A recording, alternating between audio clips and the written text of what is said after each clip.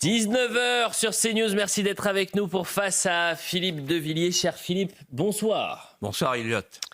Avant de commencer cette émission, Philippe, et à 48 heures du second tour, vous souhaitiez dire quelques mots, préciser quelque chose. Écoutez, le succès de l'émission est tel que j'ai les anciens amis, les nouveaux amis, les amis d'hier, les amis de demain, et que, évidemment, j'ai même des amis à l'Arcom, j'en ai partout. Et alors, tous les amis me pressent en disant « Pourquoi tu ne m'envoies pas un mot ?» Et donc, en ce moment, j'ai du mal, et donc je voudrais m'excuser auprès d'eux, parce que je ne peux pas leur apporter à tous un message d'attention. Je l'ai fait pour certains d'entre eux, mais je voudrais tout de suite dire que ça ne relève pas du tout d'une attitude ou d'une posture partisane. Il faut que les choses soient claires. Cette émission, elle est en surplomb. En tout cas, c'est ainsi que nous la voulons. C'est une émission d'analyse, une émission qui vient en amont. Alors bien sûr, chacun écoute, chacun regarde et chacun décrypte. Et c'est fait pour ça. Ma parole est libre. Mais je n'ai pas d'attache partisane, j'en ai plus depuis 10 ans. Et je n'ai pas de consigne de vote à donner. Voilà. Donc c'est ma parole libre, c'est ce qui fait son prix, libre et acéré. Et vous allez voir ce soir, peut-être plus acéré que pendant les 40 émissions qui ont précédé, parce que l'heure est grave.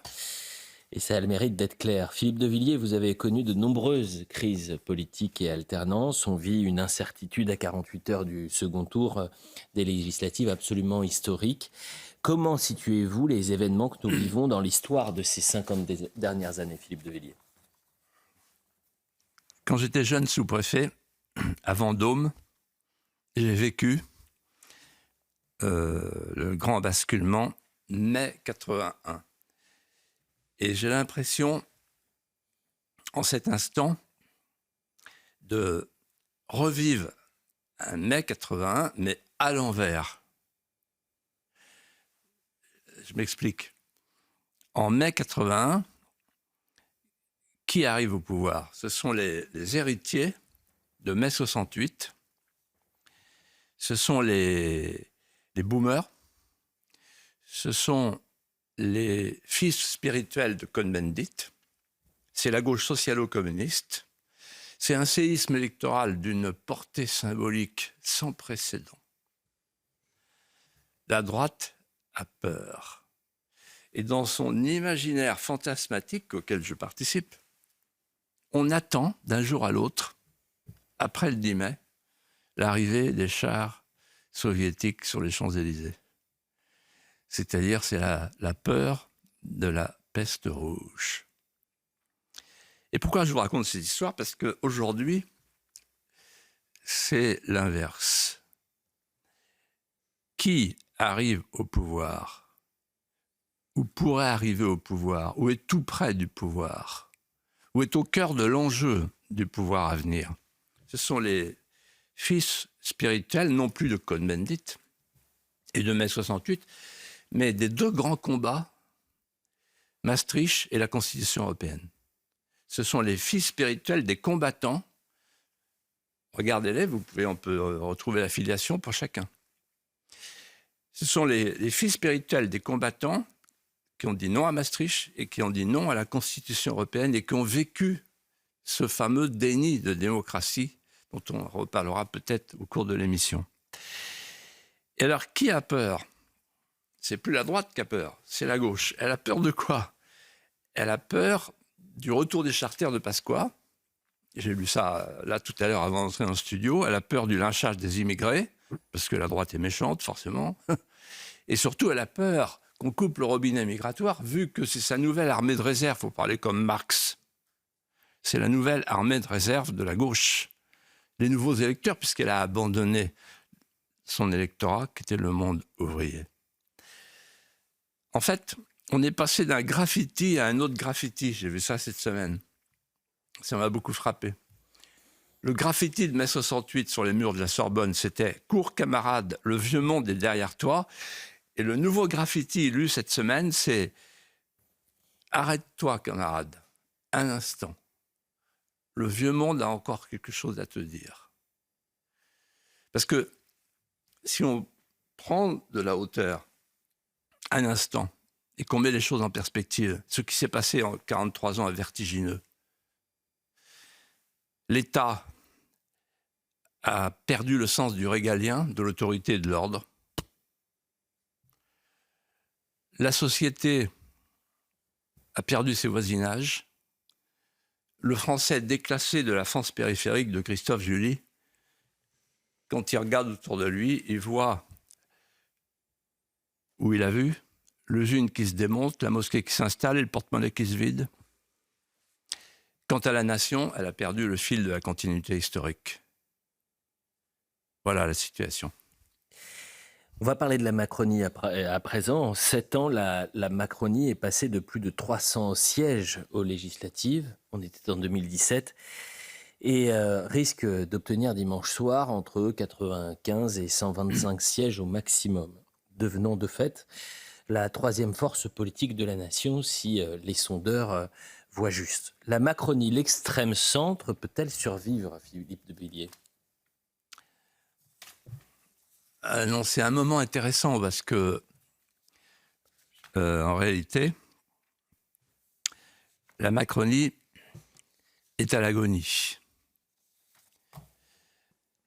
Je me place sur un plan politique, je ne me place pas sur un plan humain.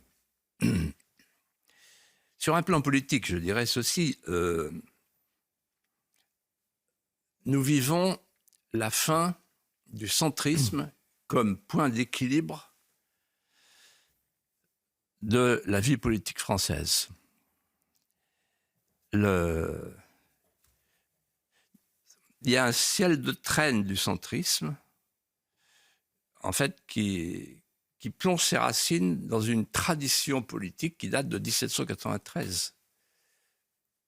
Puisque le centre, comme la gauche et la droite, ça vient du moment où la montagne décide de se placer tout en haut à gauche, avec un regard de mépris pour ce que les montagnards appellent le marais, et qu'on appellera plus tard, avec un mot choisi, la plaine. Le centre, c'est la plaine. Alors, il y a eu le 19e siècle, avec la plaine, qui devient le Parti radical. Le Parti radical, c'est Macron de la Troisième République, c'est-à-dire, on dit du Parti radical, à l'époque, la bourgeoisie d'affaires, la bourgeoisie d'État dit de lui, il a le cœur à gauche et le portefeuille à droite, donc ça leur va très bien. Et d'ailleurs, il dure pendant toute la Troisième République. Et puis pendant la Quatrième République, on a une nouvelle variété du centre, qui est le MRP, la démocratie chrétienne. Vous noterez au passage que le centre a ces deux vertus qu'on lui prête. Il est raisonnable et il est modéré. Il est au centre. Donc une espèce d'équidistance morale par rapport à tous ceux qu'on appelle sur le moment les extrêmes. Paul Valéry disait d'ailleurs « Le monde ne vaut que par les excès et ne dure que par les moyens ». Et donc les moyens, c'est le centre. Et voilà qu'arrive, alors ça j'ai vécu, 1965, voilà qu'arrive Jean Le Canuet. Et Dents Blanches, je ne sais pas si vous vous souvenez, le candidat du centre. Et le candidat du centre en 1965, c'est une déflagration, mais en ballottage du général de Gaulle. Et le successeur de Jean Le Canuet, qui est un gamin de l'X, à l'époque, c'est Valéry Giscard d'Estaing. Et lui, il a un nouvel article de foi devant lequel Bayrou fera la génuflexion oblique du dévot pressé pendant des années, pendant des décennies, c'est gouverner au centre. Il écrit même un livre, 2 Français sur 3, c'est-à-dire la France doit être gouvernée au centre, c'est son destin. Et le centre devient un centre européiste, parce que la France est une puissance moyenne, elle n'existe plus. Dixit Giscard. Et puis voilà, le temps passe, et arrive Emmanuel Macron. Et lui, il arrive en disant la droite et la gauche sont dépassées et même trépassées. Et donc, on va avoir l'extrême centre, il utilise cette expression, c'est extraordinaire, l'extrême centre, qui sera un pôle hégémonique. Et là, qu'est-ce qui se passe? L'extrême centre qui a, en quelque sorte, accueilli, absorbé et asséché tous les affluents du centre, l'extrême centre est en train de mourir, la Macronie est à l'agonie, tout a commencé avec un yacht en acajou et tout finit sur le radeau de la Méduse. Parlons à présent, Philippe de Villiers, des désistements, des alliances. On a vécu une séquence inédite de par son ampleur. Jamais pendant un entre-deux-tours, autant de candidats s'étaient désistés. 215 candidats ont quitté la campagne pour faire barrage au RN, quitte à servir parfois de marchepied pour l'extrême gauche. Gabriel Attal tente de se défendre. Il a même écrit des messages qu'il a relayés sur les réseaux sociaux pour éviter une victoire d'un candidat du Rassemblement national, pour éviter de donner une majorité absolue au Rassemblement national. Se désister ne veut pas dire se rallier. Il n'y aura jamais d'alliance avec la France insoumise. Les revirements, les alliances contre nature se multiplient. Est-ce qu'on est face à un déni de démocratie ? Pour le moins. En fait, on est devant la déchéance présidentielle. Le président n'applique pas la Constitution, et notamment l'article 5. Le président est l'arbitre. Il assure par son arbitrage le fonctionnement régulier des pouvoirs publics. Là, ce qu'il est en train de faire, il est en train de rechercher une majorité gouvernementale qui ne reflète pas la majorité électorale. C'est ça qu'il est en train de faire. Et ce faisant, il refuse de laisser entrer sous la verrière du Parlement le réel. Le réel, c'est le chaos migratoire, c'est le chaos sécuritaire, c'est le chaos budgétaire. Et lui, il joue la montre. Tous ces désistements mutuels, pour prendre un mot poli, peuvent être qualifiés sur un plan moral et aussi sur un plan politique. Sur un plan moral, c'est une kleptocratie. C'est un détournement des urnes. C'est un hold-up électoral. Et qui, en fait, provoque chez beaucoup de gens, beaucoup de Français, la redite murmurée du mot de Clémenceau, cette démocratie, c'est des rats dans un égout. J'entends autour de moi partout utiliser des mots qu'on n'entendait plus depuis très longtemps. Tripatouillage, tambouille, magouille. Et alors on entend susurrer « à moi la magouille ». C'est à qui sera le meilleur magouilleur finalement. Donc il n'est plus question d'immigration, de sécurité, du pouvoir d'achat. Il est question du fascisme et de l'antifascisme. Et alors, s'ils peuvent participer à l'épreuve olympique, Macron et Attal, moi je leur donne une idée pour une compétition, c'est la gymnastique. Parce qu'on a vu Attal et Macron faire des saltos avant, des saltos arrière en quelques jours. C'est extraordinaire. On n'a pas le temps de passer les images et d'évoquer ce qui s'est passé. Mais si vous voulez, je crois que c'est Aristote qui disait « la civilisation repose sur le principe de non-contradiction ». C'est-à-dire que vous ne pouvez pas dire « le cheval blanc d'Henri IV est noir ». C'est pas possible. Et si vous le dites, c'est que vous déraisonnez. Ben là, ils disent tous que le cheval blanc d'Henri IV est noir. C'est-à-dire qu'ils ont déplacé la honte. Ils voyaient la honte au nouveau parti populaire, au nouveau Front populaire. Maintenant, la honte, c'est le Rassemblement national. La honte se déplace. Le camp du bien est toujours le camp du bien. C'est pas le même bien, mais c'est toujours le même mal. Et alors, on a Darmanin qui va être réélu, du moins il l'espère, grâce au concours d'une candidate qui avait pour programme la police tue. On a, chose extraordinaire, le maire du Havre, l'ancien Premier ministre, Édouard Philippe, qui vote pour le Parti communiste, comme d'ailleurs Estrosi, le maire de Nice, etc. On a Laurent Wauquiez qui va être élu, s'il est élu, grâce à LFI. Vous voyez ? Donc, ce sont les grandes retrouvailles.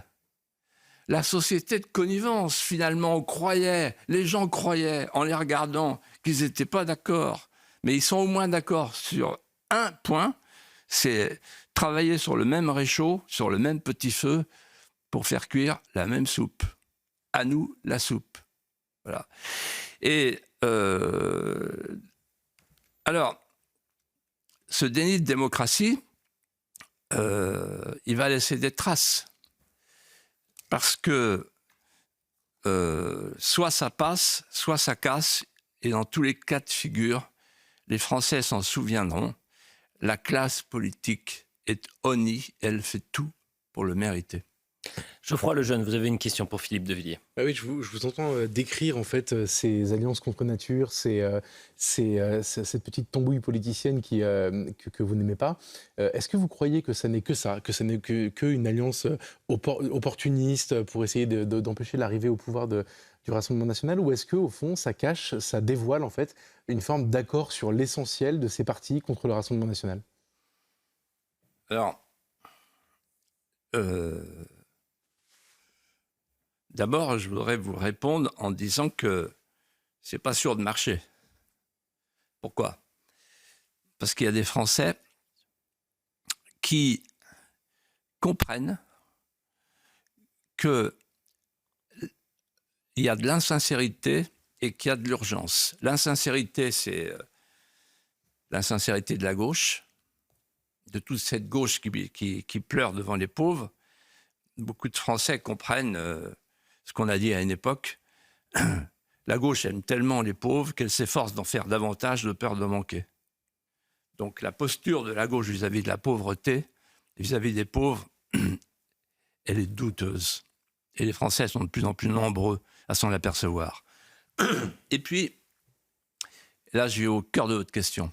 Il y a beaucoup de Français qui, très loin des cercles de la vie politique, très loin des médias, très loin de tout ce qui se dit sur le forum, sur l'agora, sentent, devinent l'urgence. Ils sentent et ils devinent que la question qui émerge, la question sous-jacente, c'est la question de la continuité historique de l'aventure française. Et ils se disent, oui, la France est entrée en dormition, mais elle n'est pas morte. Je pense, Geoffroy Elliott, que nous sommes à la veille d'une crise de régime. En fait, il y a des points de jonction idéologiques qui expliquent cette fusion entre les deux tours. Des points qui expliquent le macro-mélancholisme. Il y a deux points de jonction. Je vais essayer de répondre complètement à votre question. Le premier point de jonction, ce sont des gens qui, en fait, veulent changer de France. La Macronie, les mélenchonistes. Ils ne veulent plus de la continuité historique. Changer de France, ça veut dire, et je reviens aux expressions que j'ai utilisées il y a 8 jours, c'est l'alliance des Anywhere. C'est un mot de David Goodhart, un philosophe britannique. Et il dit il y a les Anywhere et les Somewhere. Les Anywhere, c'est... vous sauriez à cause de mon anglais, mais ça suffit maintenant. C'est la dernière.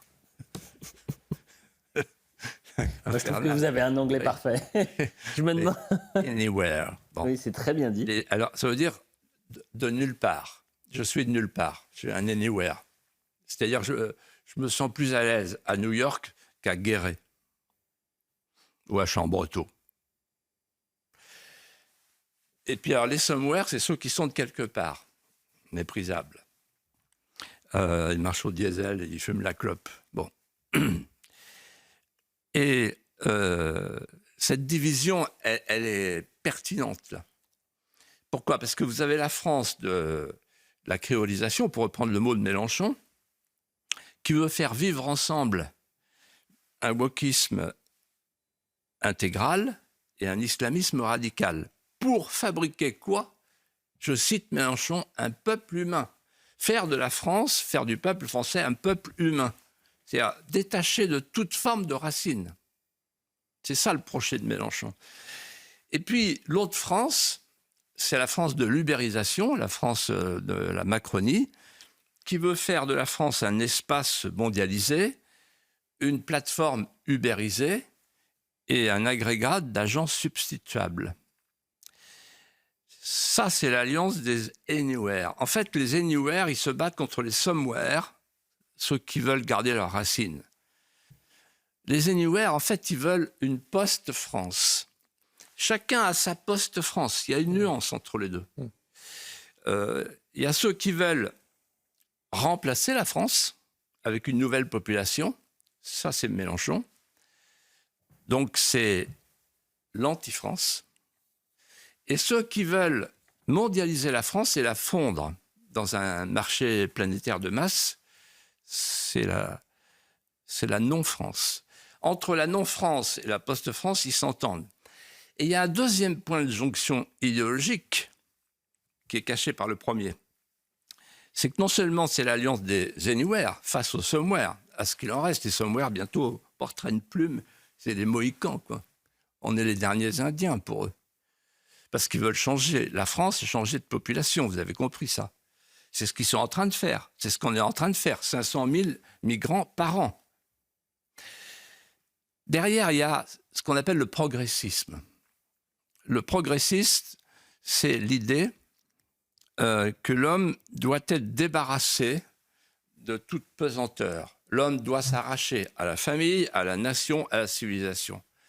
Le progressisme avance par à-coups.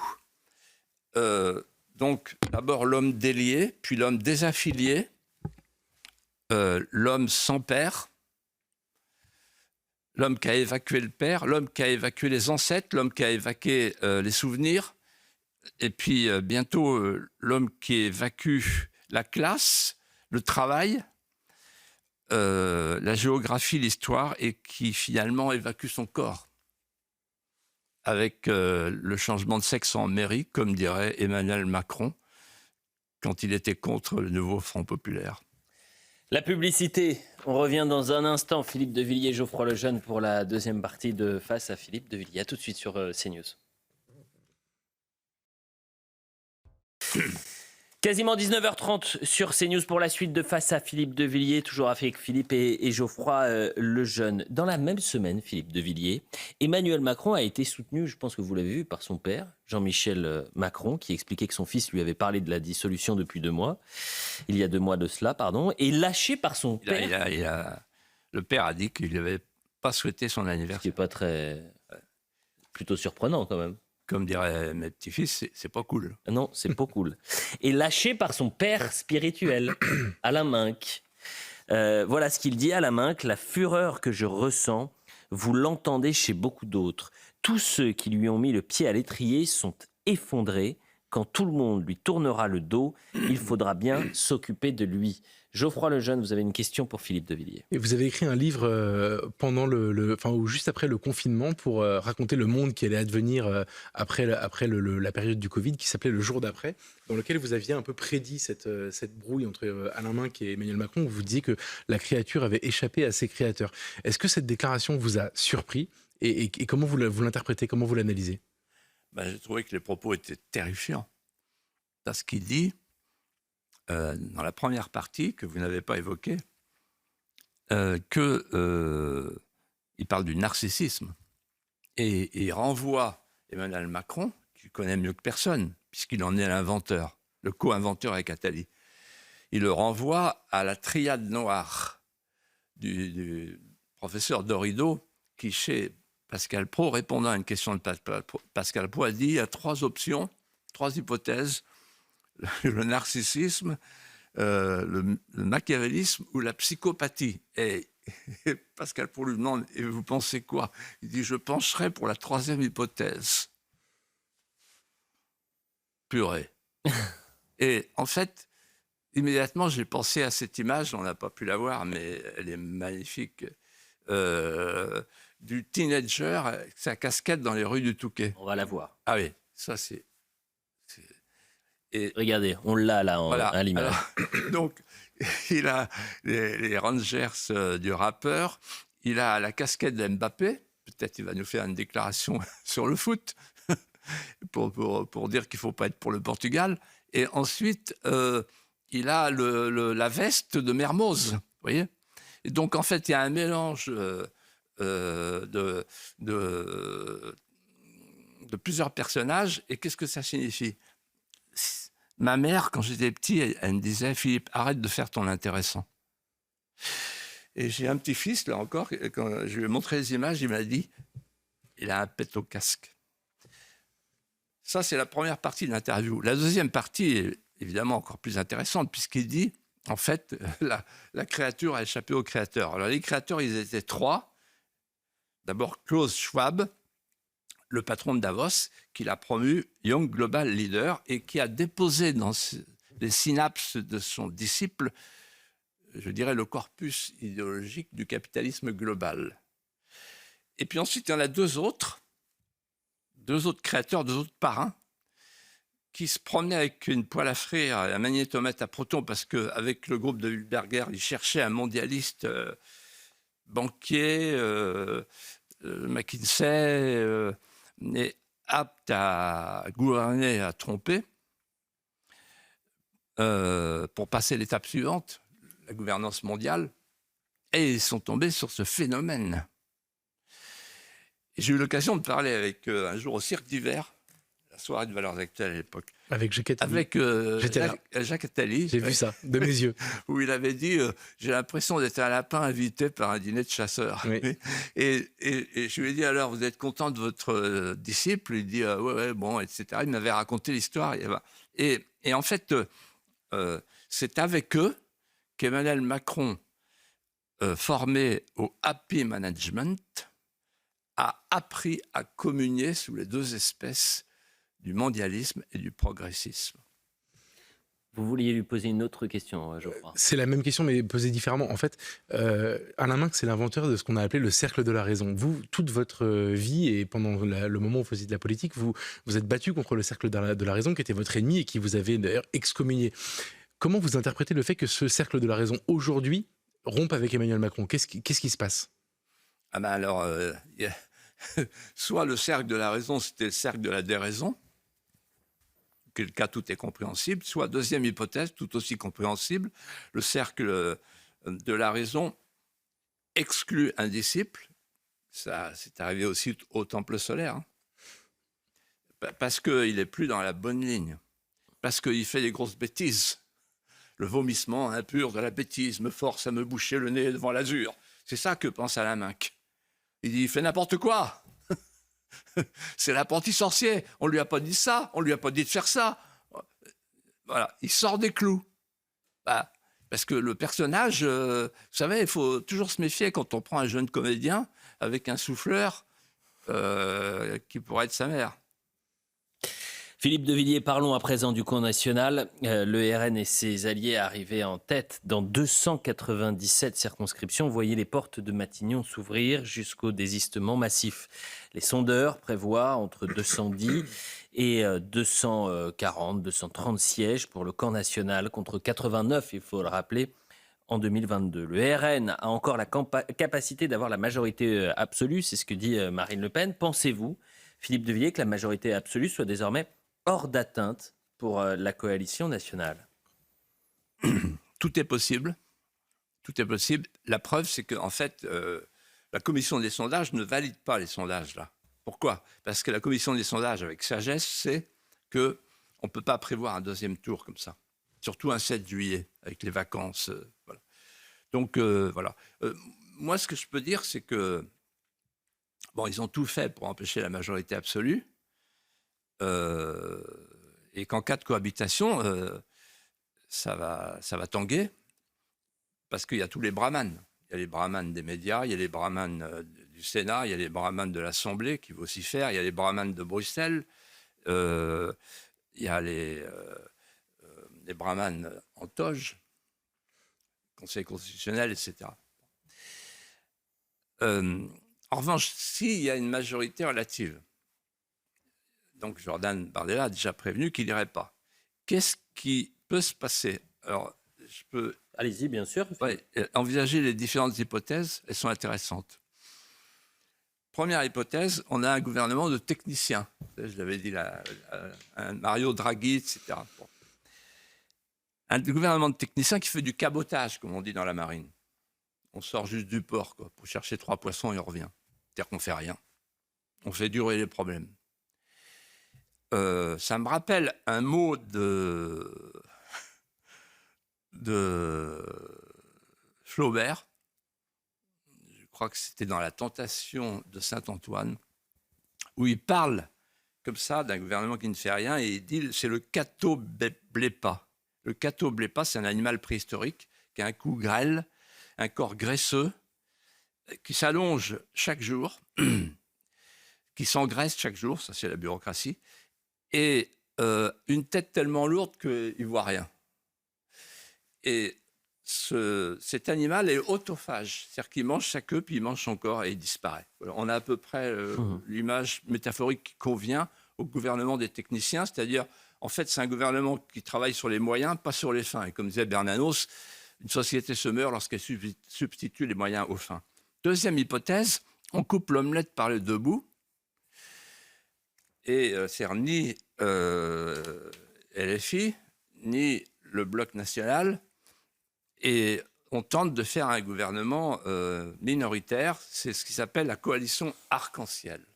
Oh, le beau mot. L'arc-en-ciel, ça prépare l'orage. Ils ne savent pas, ils n'ont jamais vécu à la campagne. C'est des bobolandes, donc ça, je leur dis, méfiez-vous, n'utilisez pas ce mot-là. Et alors, l'arc-en-ciel, très bien. Qu'est-ce que ça donne? En fait, ils retrouvent l'esprit sans le savoir, parce qu'ils ne sont pas toujours cultivés, la France insoumise, bon. Sauf Daniel Obono, j'imagine. Bon. Ils retrouvent l'esprit, la configuration de l'hémicycle de la 4e République. En mai 1947, écoutez, c'est fascinant. Vous avez l'arrivée des gaullistes, le RPF, fondé par le général de Gaulle, et vous avez, donc à droite et à gauche, vous avez les communistes qui sont à 20-30%. Et au milieu, vous avez des partis minoritaires, centristes, la SFIO, les indépendants, l'UDSR, etc., les petits partis. Et qu'est-ce que fait Vincent Auriol, le président? Il passe son temps à faire de la couture et il fait des gouvernements minoritaires qui durent 6 mois. Voilà. C'est-à-dire qu'on se passe du Parti communiste parce qu'il est compromis, il prend ses ordres à Moscou, et on se passe des gaullistes parce que De Gaulle ne veut pas participer à l'instabilité de nos institutions. Et qu'est-ce qui se passe? Il y a une crise un jour qui arrive, c'est la crise algérienne. Et on a une crise de régime, et c'est la fin de la 4e République. Écoutez bien cette parabole, parce qu'elle pourrait être prémonitoire. En d'autres termes, je pense que la crise migratoire sera pour la 5e République, c'est ce que diront les historiens plus tard, ce qu'a été la crise algérienne pour la 4e République. La fin probable d'un régime. Mais là, il y a une 4e hypothèse qui est peut-être la plus probable. Alors, ils vous disent c'est pas possible, jamais, etc. Oh, quand ils disent jamais ou toujours, il faut se méfier. Et c'est la grande coalition qui va des Insoumis à LR. Peut-être qu'ils en ont parlé cette semaine avec le président Larcher. Qui était à l'Élysée. Ils ont parlé du gâteau Blépin. Voilà. Et alors, ça veut dire quoi? Ça veut dire qu'à ce moment-là, c'est Mélenchon qui tire les ficelles. À ce moment-là, c'est Mélenchon qui gouverne. Et il faut savoir ce que c'est que les premiers jours de Mélenchon. Il faut que les téléspectateurs nous entendent. 14 juillet, 15 000 délinquants et criminels dans la rue, libérés, 20% des prisonniers. Régularisation des clandestins, et premier vote, première loi, le réfugié climatique, qui s'appelle le déplacé climatique, c'est-à-dire 38 millions d'Africains qui attendent pour venir. Et puis, le soviétisme économique, avec matraquage fiscal, l'épargne, Madame Rousseau l'a dit, il y a 6 milliards d'épargne, tous les petits épargnants, on leur dit maintenant rabouler la monnaie. Donc le braquage fiscal, pour parler comme Mathieu Bocoté. Voilà, c'est ça les premiers jours. Donc en réalité, avec Mélenchon, on a un gouvernement qui sera un gouvernement révolutionnaire. Et c'est probablement la fin de la France. Philippe de Villiers, il nous reste exactement 7 minutes. Voulez-vous qu'on parle des 100 premiers jours ou qu'on parle de l'inexpérience ou la jeunesse de Jordan Bardella qui lui sont souvent reprochés? Préférez-vous le premier ou le second thème? Il faudrait traiter les deux. Eh bien, on tente les deux. On a parlé des premiers. Sur les 100 premiers jours, moi, je vais vous dire ce qu'il faudrait faire. Voilà, exactement. Alors, d'abord, en général, les 100 premiers jours, on dit toujours, c'est le moment où il faut agir. Parce qu'après, c'est trop tard. Parce que c'est l'état de grâce. Là, c'est exactement le contraire. C'est le moment où il faut esquiver les coups, les pièges et les gaffes. C'est le moment où il faut installer le corps à corps, parce que ça sera un corps à corps, s'il y a cohabitation. Ça se terminera au point, par chaos, un des deux. Et troisièmement, il faut envoyer des signaux. C'est là-dessus que j'insiste. Premier signal, on veut gouverner. Pour gouverner, on veut gouverner vraiment. Pour gouverner, il faut rétablir les deux souverainetés. Le primat de la souveraineté populaire sur la souveraineté des juges et le primat de la souveraineté nationale sur la souveraineté européenne. Pour que ce soit le peuple français qui dessine les voies de son destin. Deuxièmement, deuxième signal qu'on envoie, on remet les profs sur l'estrade et on leur donne une instruction, le roman national. On refait le roman national. Parce qu'un pays qui n'a plus de légende, disait Fustel de Coulanges, est un pays qui meurt de soif, qui meurt de faim, qui meurt de froid. Et donc, ça suffit, sous les pavés la plage, qui a donné la fabrique de l'homme de sable. Il faut maintenant que les Français, les petits Français, retrouvent la mémoire et l'amour de la France. L'histoire, c'est du vrai qui se déforme. La légende, c'est du faux qui s'incarne. Il faut les deux pour faire vivre une nation. Sinon, on va chercher d'autres légendes et une autre mémoire. Troisièmement, il faut que la France redevienne la France et que on interdise, comme l'a fait l'Autriche, les frères musulmans. Parce que le frérisme est un mouvement politico-religieux qui vise à instaurer une société islamique mondiale. Son objectif en France, c'est d'installer une société charia compatible. Or, il a des appuis, or, il a des soutiens, or, il a pour lui l'état de droit. Il faut donc faire ce qu'a fait l'Autriche, dire aux frères musulmans, maintenant, entre vous et la France, ça suffit l'entrisme. On vous connaît, on vous a vu, on vous a repéré. C'est Florence Bergeau-Blaclair qui a dit les choses très bien, et je rejoins la chronique dont vous avez parlé tout à l'heure. Et enfin, dernier point qui est capital. Il y a un autre signal qu'il faut envoyer. On veut une France de petits entrepreneurs. On veut l'éclosion du petit entrepreneur. Et pour ça, il faut appliquer un aphorisme tout simple. Mieux vaut l'artisanat que l'assistanat.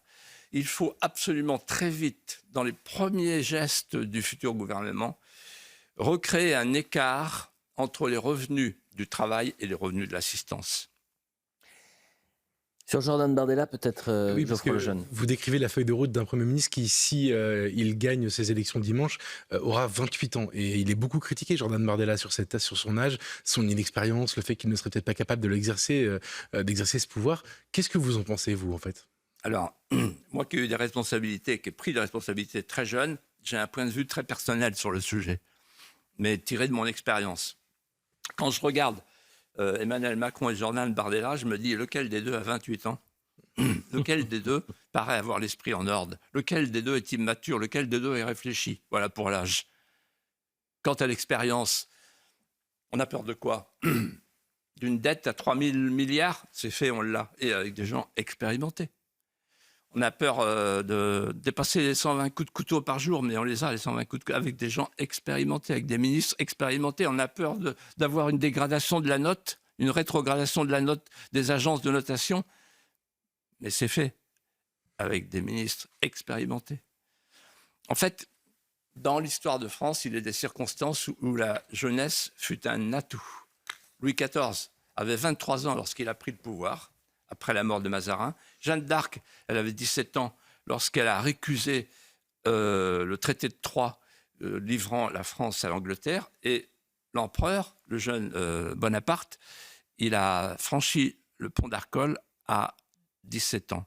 En fait, quand on est jeune, on a l'énergie vitale, on a le feu qui conduit à l'action et surtout, on ne voit pas les obstacles, donc on les avale. Jules Verne avait une phrase que je trouve admirable.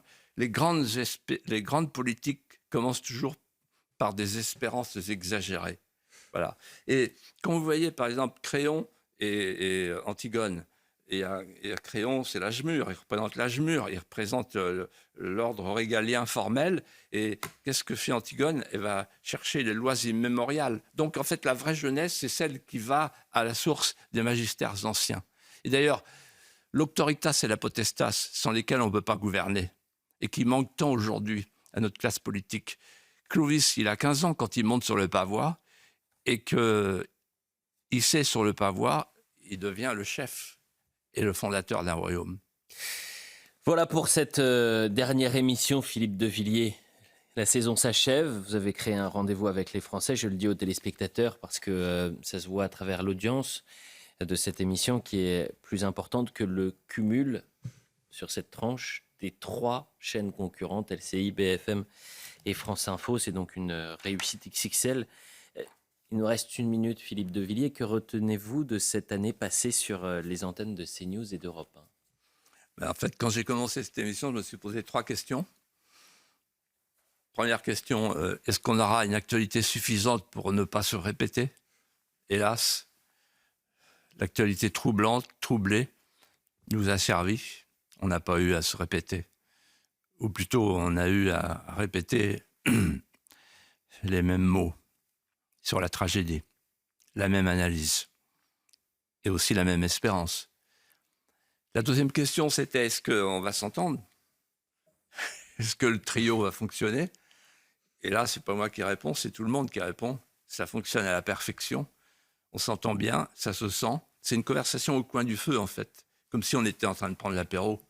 Et donc, les gens qui nous regardent, qui repoussent leur dîner, souvent le vendredi, ils sentent qu'il y a une vraie amitié entre nous. Et plus qu'une amitié, le souci commun d'aller au cœur des sujets que nous traitons. Et puis troisièmement, la troisième question, je me tourne vers les gens que je ne vois pas, mais qui nous regardent, qui sont des Français, qui me touchent profondément. Quand j'ai commencé cette émission, je me disais, bon, je vais faire ça à quelques mois. Et puis maintenant, je me sens obligé par l'assiduité de l'assistance. Et nous recevons des mots incroyables, incroyablement touchants, de gens qui nous disent surtout continuez. Alors, on n'a pas le choix. En fait, il vient un temps où l'amour de la France vous désapproprie de vous-même. Je me sens exproprié. Et mon devoir, c'est de ne plus vivre pour moi, de vivre pour les téléspectateurs qui sont des Français et qui sont des Français fidèles. Et surtout à ces Français, je leur dis, ne désespérez jamais de la France. Moi, je retourne dans ma Vendée natale. Ma Vendée natale.